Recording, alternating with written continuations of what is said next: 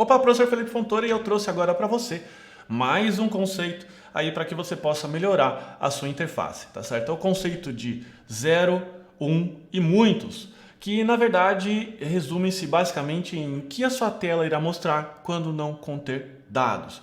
E por que eu estou trazendo isso? Porque é um erro muito comum, já também bati muita cabeça nisso, quando eu projetava telas ou criava eu mesmo ali meus aplicativos e esquecia de um pequeno detalhe que esse livro aqui me trouxe a real. Aliás, é o nome do vídeo, o nome do livro, Getting Real, de uma empresa chamada Basecamp, que deixei o link aqui para você ler. É um livro que atualmente ele está gratuito na internet, você pode baixar e ler, que ele traz coisas, ou como eles dizem, insights, sobre como criar um aplicativo de sucesso na internet, uma aplicação web de sucesso na internet, tá bom? Ele tem inclusive uma tradução em português que é bem fácil de achar no Google. E a ideia por trás, que aliás está nesse livro, é trazer o conceito para adaptar a sua tela a três situações. A primeira situação é a ausência de registros, a segunda, poucos registros e a terceira, muitos registros. E essa técnica é chamada por mim de zero, pouco e muitos.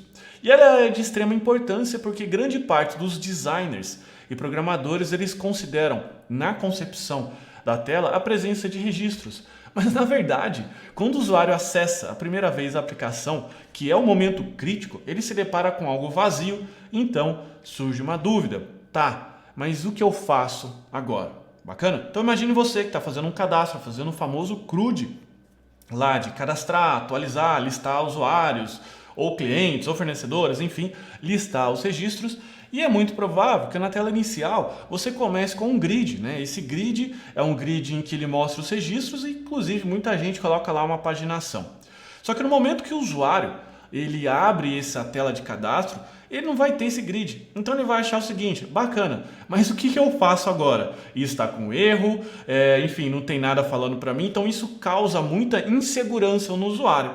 Então, basta você fazer um if. Então, o que você vai fazer? Você vai fazer um if. If tem zero registros, o que eu faço? Eu mostro uma telinha, entre aspas, de boas-vindas e deixando claro a ação que ele precisa fazer. Tem mais que zero registros, você exibe seu grid normalmente.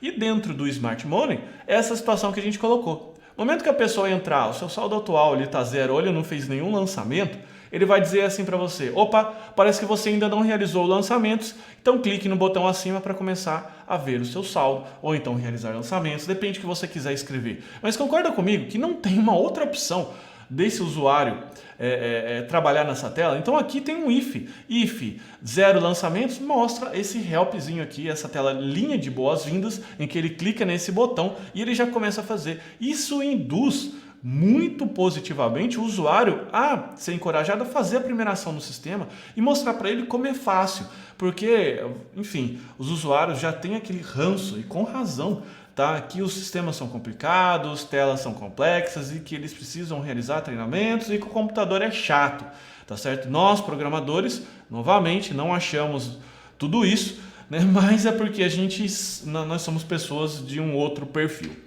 No outro espectro, para muitos registros, a grande maioria também adiciona uma tabela com paginações infinitas. Então coloca lá um grid, uma tabelinha com 25 registros cada página e coloca lá 125 páginas.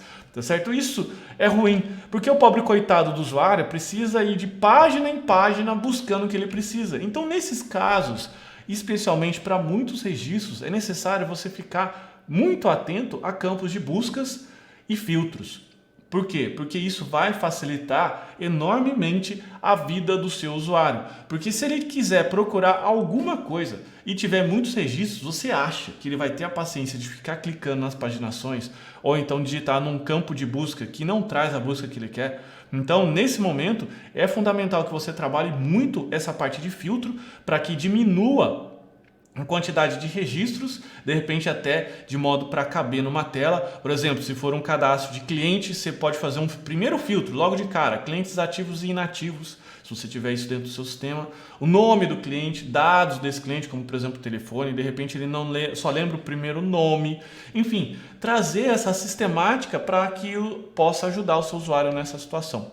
E o importante é que essas dicas, elas não funcionam apenas para aplicativos. É como eu já disse para você, funciona para qualquer coisa que você vai fazer, né? Qualquer programa que você vai fazer. O que você vai fazer então quando tiver 0 registros, poucos registros ou 1 registro, enfim, e muitos registros? Basta você pensar para deixar a sua tela responsiva a essa situação. E, novamente, isso vai fazer com que o usuário ame os seus sistemas. E eu acho que é isso que você quer, não é verdade?